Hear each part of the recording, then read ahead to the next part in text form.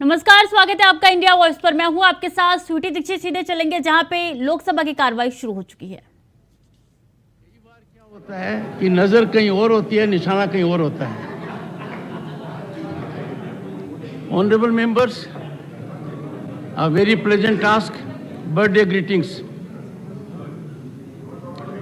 I would like to extend my heartfelt birthday greetings to Shri Dinesh Chandra Gemmell भाई।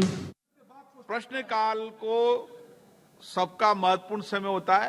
मेरा आपसे आग्रह है, मैंने सब दलों की बैठक में भी कहा है और फिर आग्रह करता हूं, अगर आप प्रश्नकाल नहीं चलाना चाहते, ये प्रश्नकाल आपका है, सरकार की जवाब देते होती है। आप नहीं चलाना चाहते तो प्रश्नकाल चलाइए, उसके बाद मैं व्यवस्था दूंगा। आप नियम कानून से सदन चलता है। हमारा भी कुछ तो मांग होता है सर। मैं एक छोटी सी बात करते सर। 1978 में सर 10 मई को इस सदन में विपक्ष ने एक अनास्था प्रस्ताव मतलब अविश्वास प्रस्ताव लाए थे। उसी दिन चर्चा शुरू हो गई थी। उसी दिन चर्चा शुरू हो गई थी। आज क्यों ऐसे देर हो रहे हैं सर? ये आपने आपकी व्यवस्था दी है, मैं उस पर व्यवस्था दूंगा। आप प्रश्नकाल नहीं चलाना चाहते सर नियम के अनुसार 10 दिन समय है सर। आप जब भी डिसाइड करेंगे हम तो तैयार है सर। इसके अलावा मैं ये भी बोलना चाहता हूँ, अगर इतना अविश्वास है तो सरकार के पास नंबर है, ऐसे वो समझते हैं तो तुरंत हमारा बिल निरस्त करने दो, हमारा बिल पास करने दो, सब ऑटोमेटिकली सब झंझट खत्म। कार्रवाई आज 12 बजे तक के लिए स्थगित की जाती है।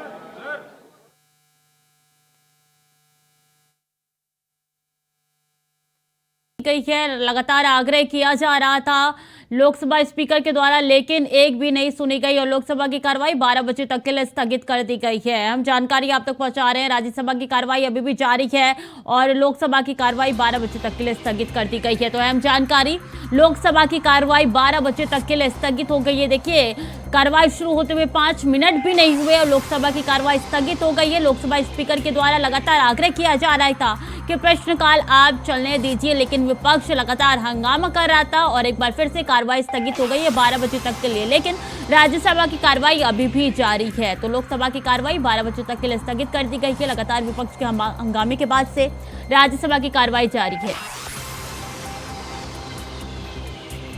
तो चलिए राज्यसभा की कार्रवाई आपको दिखाते हैं।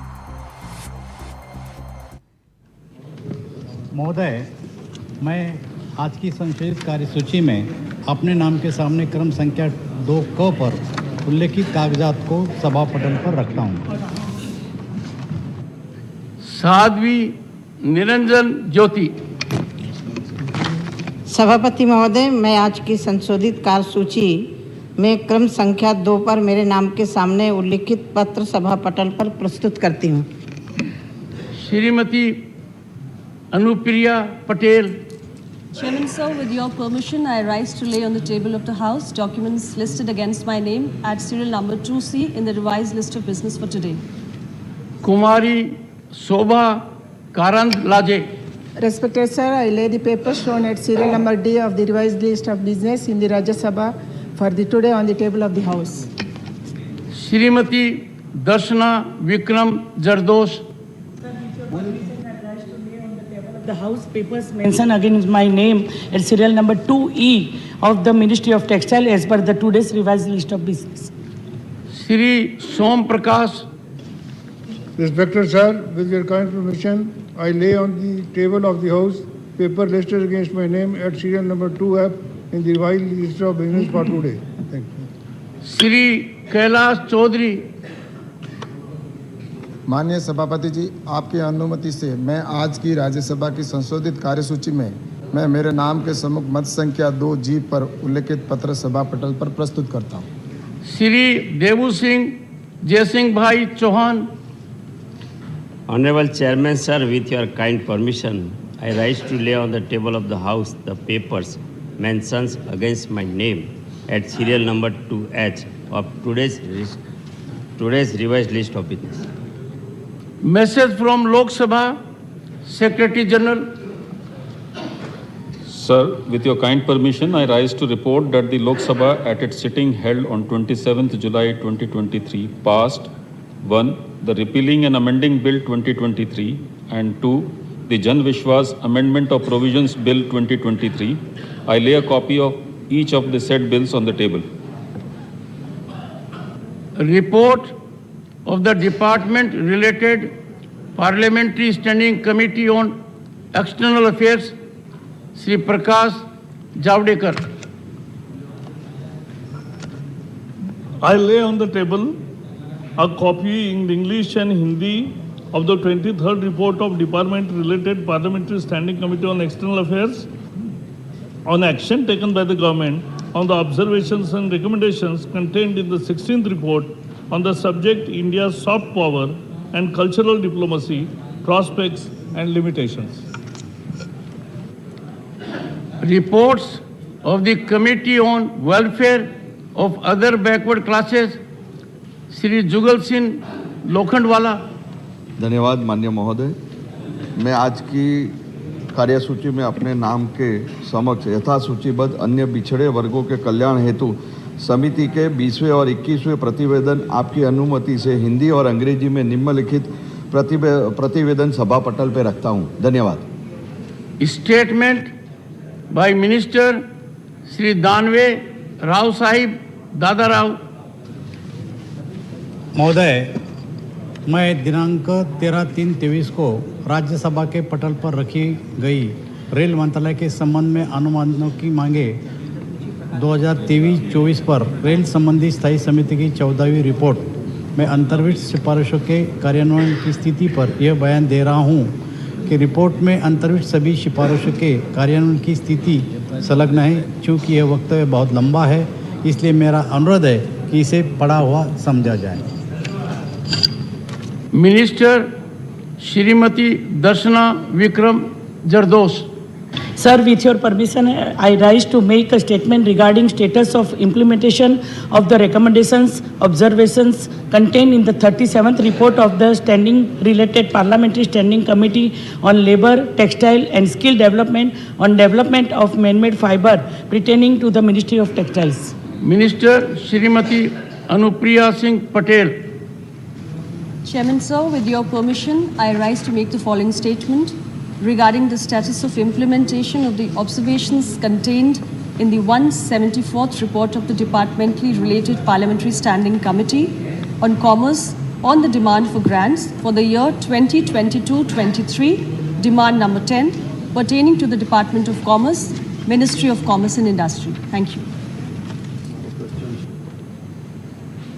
Shri Som Prakash, Honorable Minister.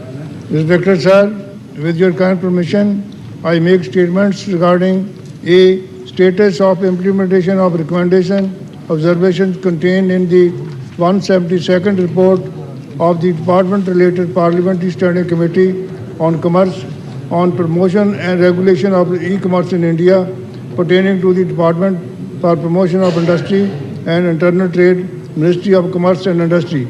B. Status of implementation of the recommendation of these observations contained in the 175th report of the Department-related Parliament Standing Committee on Commerce on action taken by the government on the recommendation observation of the committee contained in the 168th report on demands for grant 22-23, demand number 11 pertaining to the Department of Promotion of Industry and Internal Trade, Ministry of Commerce and Industry. Thank you, sir. Statement regarding government business, Shri V. Muralidharan. With your permission, sir, I rise to announce that government business for the week commencing Monday, the 31st of July 2023 will consist of 1. Consideration passing of the Mediation Bill 2021.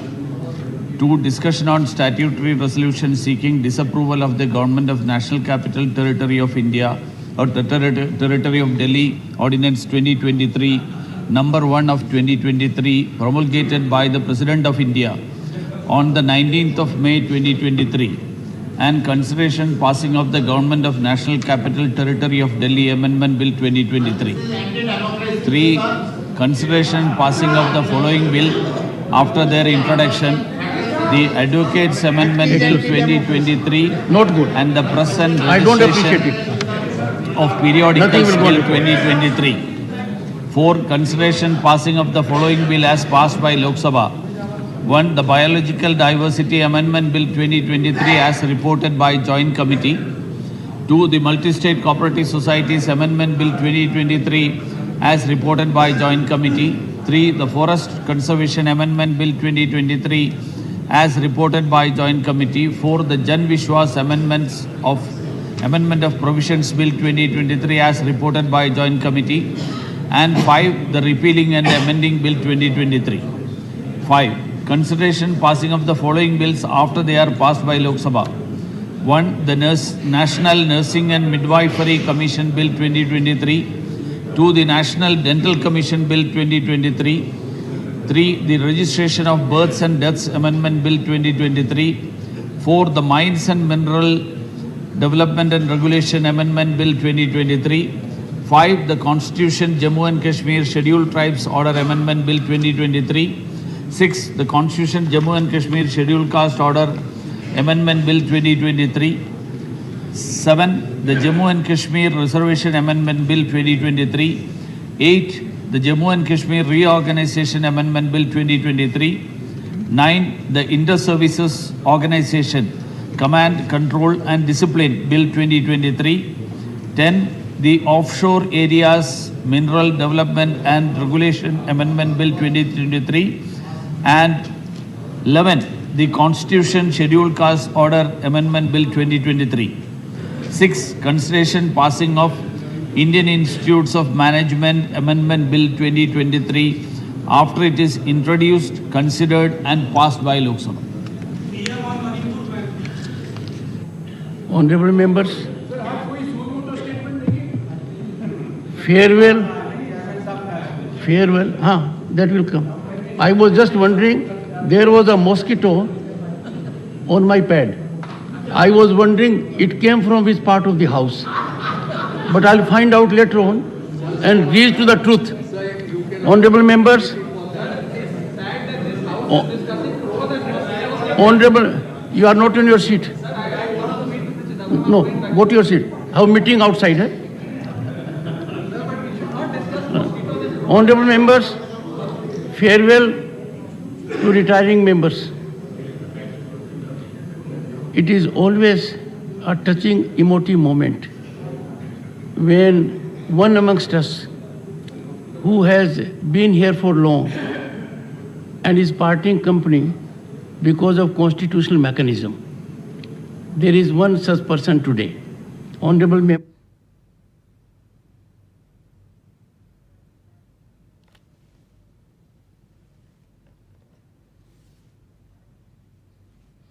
तो राज्यसभा की कार्रवाई अभी भी जारी है, तो वहीं लोकसभा की कार्रवाई 12 बजे तक के लिए स्थगित कर दी गई है। कार्रवाई जारी है, विपक्ष का हंगामा भी जारी है। खबरों में आगे बढ़ेंगे। फिलहाल मणिपुर हिंसा पर सीबीआई ने की 6 एफआईआर। सीबीआई ने हिंसा को लेकर 10 आरोपियों को गिरफ्तार किया है। वायरल वीडियो केस में सीबीआई 7वीं एफआईआर दर्ज कर सकता है, तो मामला काफी ज्यादा संगीन होता हुआ नजर आ रहा है। और ऐसे में बता दें कि सीबीआई ने 6 एफआईआर दर्ज की है मणिपुर हिंसा को लेकर। 7वीं एफआईआर भी दर्ज हो सकती है सीबीआई द्वारा। तो मामले को लेकर रिपोर्ट सीबीआई को बनानी है, उनको ये केस सौंप दिया गया है और इस मामले में सीबीआई का एक के बाद एक एक्शन जारी है। 6 एफआईआर दर्ज हो चुकी है। 7वीं एफआईआर भी वायरल वीडियो के बाद से दर्ज किया जा सकता है। तो मणिपुर हिंसा को लेकर अभी काफी ज्यादा माहौल गर्माता हुआ नजर आ रहा है। सुप्रीम कोर्ट में आज सुनवाई भी हो रही है। तो बता दें कि सीबीआई ने हिंसा को लेकर 10 आरोपियों को गिरफ्तार किया है। जब ये वीडियो वायरल हुआ था तब 1 आरोपी की गिरफ्तारी हुई थी। उसके बाद से अब तक 7 आरोपी की गिरफ्तारी हुई है और सीबीआई ने 10 आरोपियों को गिरफ्तार कर लिया है। 6 एफआईआर दर्ज हो चुकी है, 7वीं होने वाली है। तो सीबीआई लगातार इस मामले को लेकर और जांच आगे बढ़ा रही है। 6 एफआईआर दर्ज हो चुकी है। ऐसे में मामला काफी ज्यादा आगे बढ़ता हुआ नजर आ रहा है। बता दें, जब से वीडियो वायरल हुआ है तब से हर किसी के अंदर रोष देखने को मिल रहा है और ऐसे में सब किसी के चेहरे पे यही मांग है कि जल्द से जल्द आरोपियों की गिरफ्तारी हुई। पिछले दिन देखा था कि मुख्य आरोपी के घर भी जला दिए गए थे और ऐसे में मामला काफी ज्यादा आगे बढ़ता हुआ नजर आ रहा है। 6 एफआईआर दर्ज हो चुकी है।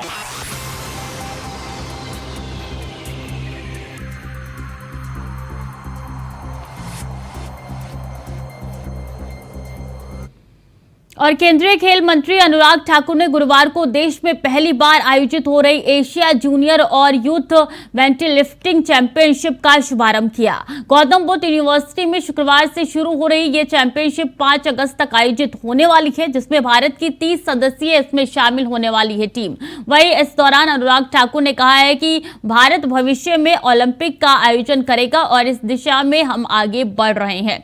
इसके लिए तैयारियां भी चल रही है। भारत ओलंपिक का आयोजन करना चाहता है और हम इसका बड़ा और भव्य आयोजन करेंगे, क्योंकि भारत ने खेलों के क्षेत्र में पीएम मोदी के नेतृत्व में बहुत अच्छा काम किया है और हमारे खिलाड़ियों ने बहुत अच्छा प्रदर्शन किया है।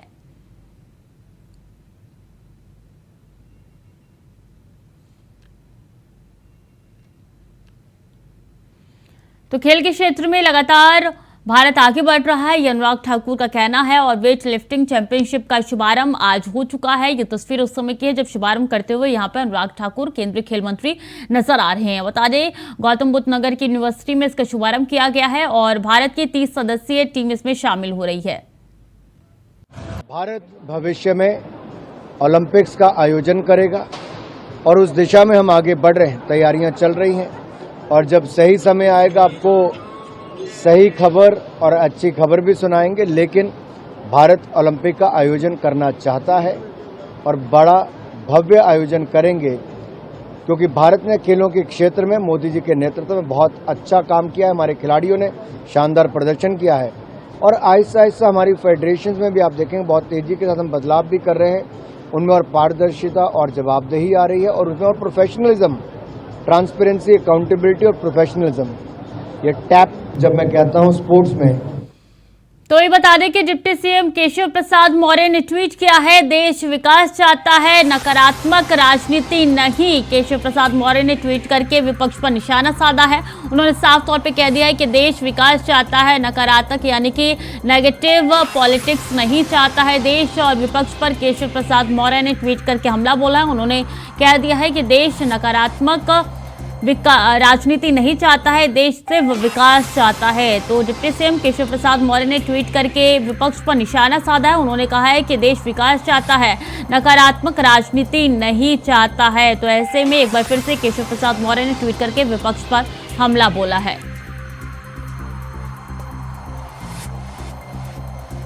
तो यूपी के डिप्टी सीएम केशव प्रसाद मौर्य ने ट्वीट करके विपक्षी पार्टियों पर निशाना साधा। उन्होंने कहा है कि देश विकास चाहता है, नकारात्मक राजनीति नहीं चाहता। ये आपके टीवी स्क्रीन पर केशव प्रसाद मौर्य का ट्वीट है जो साझा करें। उन्होंने ट्वीट करके विपक्षी पार्टियों पर हमला बोला है। उन्होंने कहा है कि देश विकास चाहता है, नकारात्मक राजनीति नहीं। तो वही बता दें कि राजधानी दिल्ली में महिला की गोली मारकर हत्या कर दी गई है और आरोपी ने खुद भी गोली मारकर सुसाइड कर लिया है।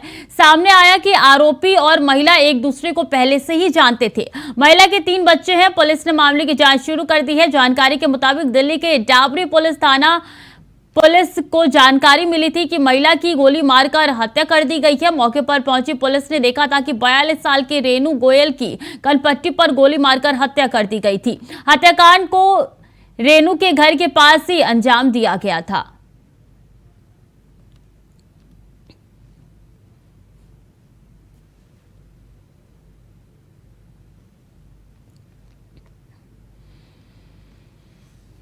बता दें कि माफिया अतीक अहमद से जुड़ी हुई बड़ी खबर निकल के सामने आ रही है। अतीक के बहनोई भांजी को पुलिस ने उठा लिया है। अतीक के बहनोई मोहम्मद अहमद को पुलिस ने उठाया है। मोहम्मद अहमद की बेटी को भी पुलिस ने उठा लिया है। वकील विजय मिश्रा ने सीजीएम कोर्ट में दी है अर्जी और कोर्ट ने पूरा मुफ्ती शिवकुटी पुलिस से मांगी आख्या रिपोर्ट। बता दें 31 जुलाई को अब याचिका पर कोर्ट में सुनवाई होने जा रही है। तो बहनोई और भांजी को पुलिस ने उठा लिया है अतीक अहमद के, और ऐसे में कई दिनों से रडार पे थे, पूछताछ होनी थी। और मोहम्मद अहमद की बेटी को भी पुलिस ने उठा लिया है। मोहम्मद अहमद को भी पुलिस ने उठा लिया है। वकील विजय मिश्रा ने सीजीएम कोर्ट में अर्जी दायर की और ऐसे में जल्दी इस मामले में सुनवाई होने जा रही है। कोर्ट ने पूरा मुफ्ती शिवकुटी पुलिस से आख्या यानी कि पूरी रिपोर्ट मांगी है और ऐसे में अब शिकंजा और ज्यादा अतीक अहमद के रिश्तेदारों पे कसता हुआ नजर आ रहा है। 31 जुलाई को अब याचिका पर सुनवाई होनी है।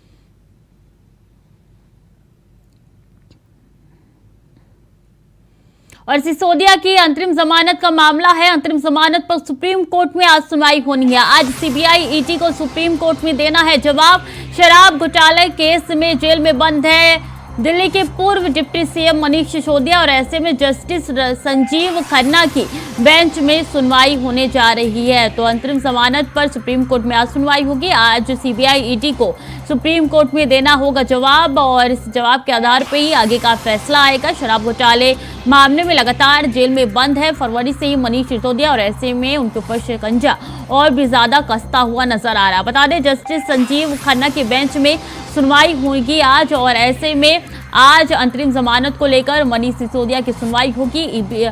सीबीआई और ईडी द्वारा आज जवाब दाखिल किए जाने हैं।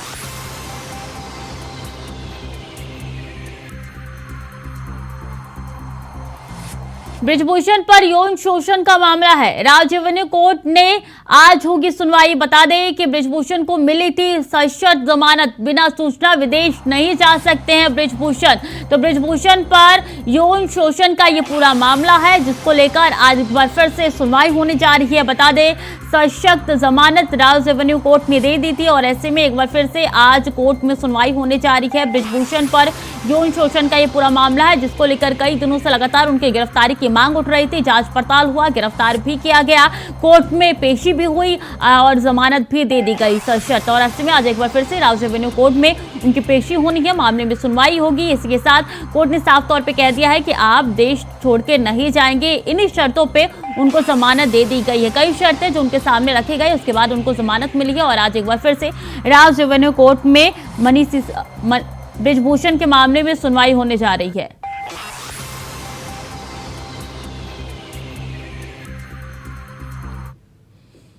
और सपा नेता आजम खान को इलाहाबाद हाई कोर्ट से झटका लगा है। भड़काऊ भाषण मामले में देना होगा आवाज का सैंपल। हाई कोर्ट ने आजम खान की याचिका को खारिज कर दिया है। वॉइस सैंपल पर रोक लगाने की याचिका खारिज हुई थी। अब ऐसे में 2017 विधानसभा चुनाव में भड़काऊ बयानबाजी का आरोप है उनके ऊपर। बता दें कि भड़काऊ भाषण को लेकर उनको वॉइस सैंपल देना होगा और इसको लेकर उन्होंने याचिका लगाई थी जो कि खारिज हो चुकी है। 2017 विधानसभा चुनाव में भड़काऊ बयानबाजी का आरोप लगा था। रामपुर के टांडा थाने में आजम खान पर दर्ज है मुकदमा और रामपुर के ट्रायल कोर्ट ने पुलिस चार्जशीट का संज्ञान लिया है। तो 2017 विधानसभा चुनाव में उन्होंने भड़काऊ भाषण दिया था जिसके बाद से रामपुर के ही टांडा थाने में उनके खिलाफ एफआईआर दर्ज हुई थी और अब इस मामले को आगे बढ़ते हुए नजर आ रहा है। बता दें कि ट्रायल कोर्ट ने पुलिस चार्जशीट को संज्ञान में लिया था, वॉइस सैंपल उनको देना था।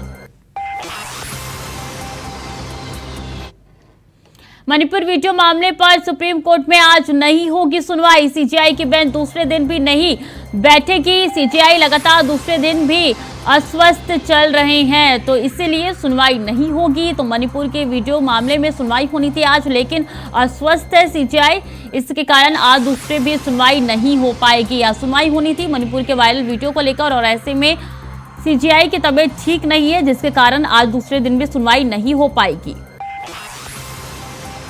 तो मणिपुर वीडियो मामले में सुप्रीम कोर्ट में आज नहीं होगी सुनवाई। सीजेआई अस्वस्थ चल रहे हैं जिसके कारण आज दूसरे दिन भी बेंच सुनवाई नहीं कर पाएगा। तो मामले की सुनवाई आज होनी थी तत्काल प्रभाव से, लेकिन सीजेआई ठीक नहीं है उनकी तबीयत जिसके कारण आज दूसरे दिन भी सुनवाई नहीं हो पाएगी। तो सीजेआई लगातार दूसरे दिन भी अस्वस्थ चल रहे हैं जिसके कारण ये सुनवाई टाल दी गई है। मणिपुर वीडियो मामले में सुप्रीम कोर्ट में आज भी सुनवाई नहीं होगी। बीते दिन भी सुनवाई होनी थी लेकिन सीजेआई की तबीयत खराब थी जिसके कारण सुनवाई टाल दी गई थी और आज भी यही हुआ। तो फिलहाल के लिए बुलेटिन में इतना ही। खबरें लगातार जारी है, देखते रहिए इंडिया वॉइस।